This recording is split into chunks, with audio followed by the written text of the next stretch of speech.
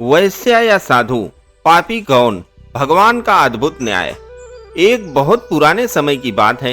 एक प्राचीन नगर था जो अपने ऊंचे मंदिरों, संकरी गलियों और धर्मपरायण लोगों के लिए दूर दूर तक प्रसिद्ध था। उस नगर के मध्य एक भव्य भोलेनाथ मंदिर था जिसकी घंटियों की ध्वनि हर सुबह वातावरण को पवित्र कर देती थी। मंदिर के प्रांगण में एक विशाल पीपल का वृक्ष था और उसी वृक्ष के नीचे एक स्वामी रामदास वर्षों से तपस्या कर रहे थे।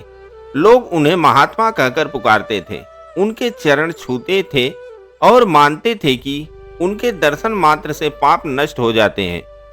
साधु का जीवन बाहरी रूप से अत्यंत संयमित और पवित्र था।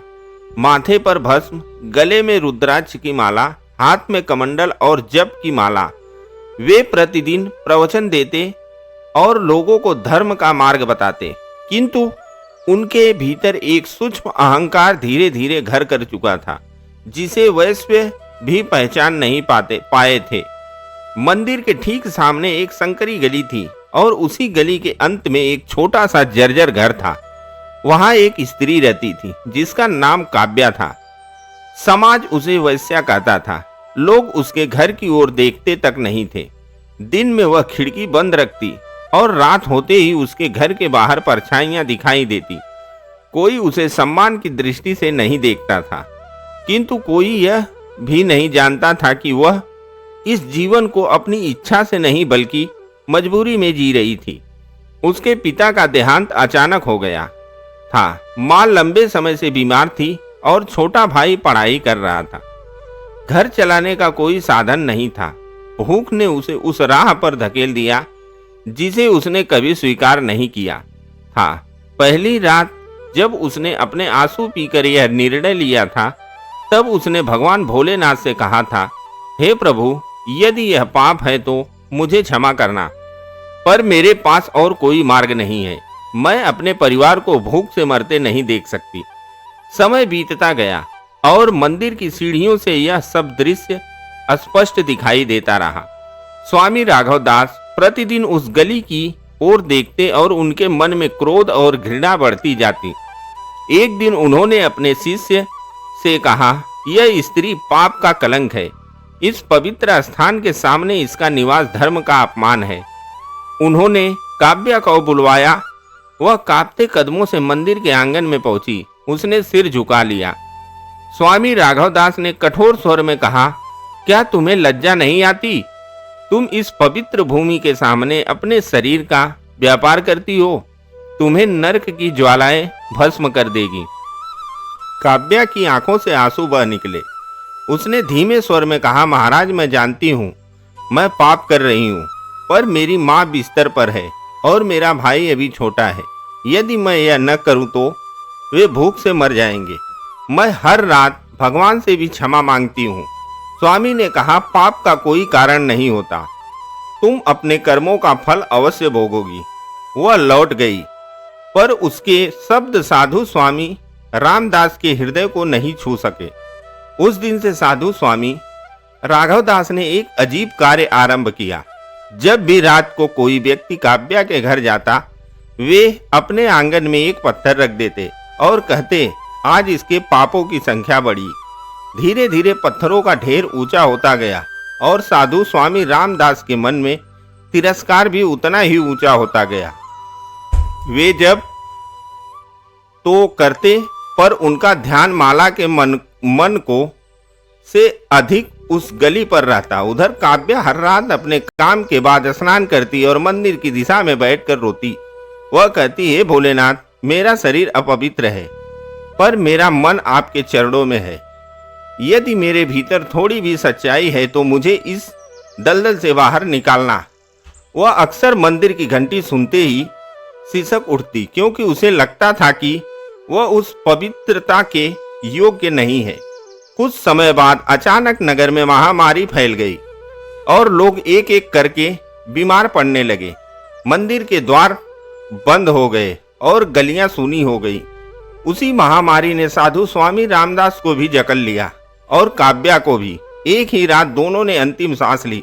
जब मृत्यु का क्षण आया तो अद्भुत दृश्य हुआ। प्रकाश से भरे दिव्य दूत काव्या के पास आए और उसे स्नेहपूर्वक उठाया, जबकि भयानक रूप वाले यमदूत साधु स्वामी राघवदास को बांधने लगे। साधु क्रोध से चिल्लाए, यह अन्याय है। मैं जीवन भर तपस्या करता रहा और यह स्त्री पाप में लिप्त थी। तभी आकाश में गंभीर स्वर गूंजा, हे स्वामी राघवदास, तुमने अपने शरीर को मंदिर में रखा पर मन को उस स्त्री के पाप गिनने में लगाया।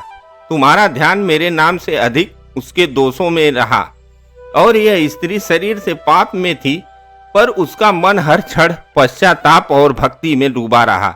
मैं बाहरी रूप नहीं, हृदय की भावना देखता हूँ। यह सुनते ही साधु स्वामी राघवदास का सिर झुक गया। उन्हें अपने आंगन का पत्थरों का ढेर याद आया तो अब उनके हृदय पर बोझ बन गया था। उधर काव्या के चेहरे पर शांति थी, जैसे वर्षों का भार उतर गया हो। साधु स्वामी राघवदास की आत्मा रो पड़ी और बोली, प्रभु मुझे एक अवसर और दीजिए। मैं अपने भीतर के अहंकार को पहचान चुका हूँ। मैं सच्ची भक्ति सीखना चाहता हूँ।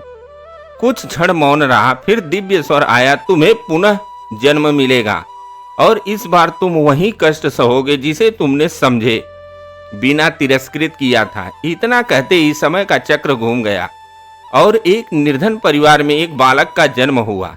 वह वही साधु स्वामी राघवदास की आत्मा थी। उसका नाम रखा गया शरण। बचपन से ही उसने अभाव देखा।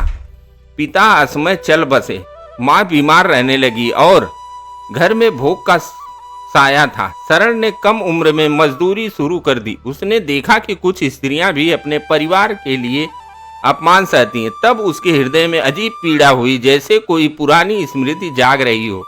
उसने निश्चय किया कि वह किसी की मजबूरी का उपहास नहीं करेगा। वर्षों की कठिन मेहनत के बाद उसने एक छोटा सा आश्रय बनाया, जहां वह बेसहारा स्त्रियों को शरण देता, उन्हें काम सिखाता और सम्मान से जीना सिखाता। वह कहता, पाप से बड़ा पश्चाताप है और गिरने से बड़ा उठना है। एक रात उसने स्वप्न में देखा कि प्रकाश से भरी एक आत्मा मुस्कुरा रही है। वह काव्या थी। उसने कहा, अब तुमने समझ लिया कि सच्चा धर्म क्या है। धर्म वह नहीं जो दोष गिने, बल्कि वह है जो कि करुणा से भर जाए। शरण की आंखों से आंसू बह निकले और अगली सुबह उसने शांति से देह त्याग दी। इस बार जब दिव्य दूत आए तो कोई बंधन नहीं था, केवल प्रकाश था, क्योंकि अब उनके मन में पत्थर नहीं थे, केवल करुणा थी। और यही सत्य है कि जो दूसरों के दोष गिनता है वह स्वयं पत्थर बन जाता है और जो दूसरे के घाव समझता है वह ईश्वर के निकट पहुंच जाता है। शरण के देह त्यागने ही नगर में एक अजीब सी शांति फैल गई। उसकी आत्मा प्रकाशमय और शुद्ध थी और उस आश्रम गृह के प्रत्येक कोने में करुणा की ऊर्जा स्थित हो गई थी। जो स्त्रियां पहले मजदूरी के बोझ तले दबी गई थी, अब उनके चेहरे पर विश्वास और आत्मसम्मान का चमक थी। उन्होंने समझा कि जीवन केवल बाहरी मर्यादाओं और दिखावे का नहीं है, बल्कि दूसरों की पीड़ा समझने और उसे कम करने का नाम है। नगर के लोग धीरे धीरे शरण और काव्या की कहानी सुनने लगे। व्यापारी, शिक्षक, साधु और यहाँ तक कि बच्चे भी यह सीखने लगे कि पवित्रता केवल मंदिरों और मंत्रों से नहीं, बल्कि हृदय की सच्चाई में है। उन्होंने जाना कि जो दूसरों के पाप गिनता है वह स्वयं अहंकार के पत्थर में बदल जाता है और जो दूसरों के घाव समझता है वही वास्तव में मानवता का प्रकाश बनता है। आपको यह वीडियो पसंद आया हो तो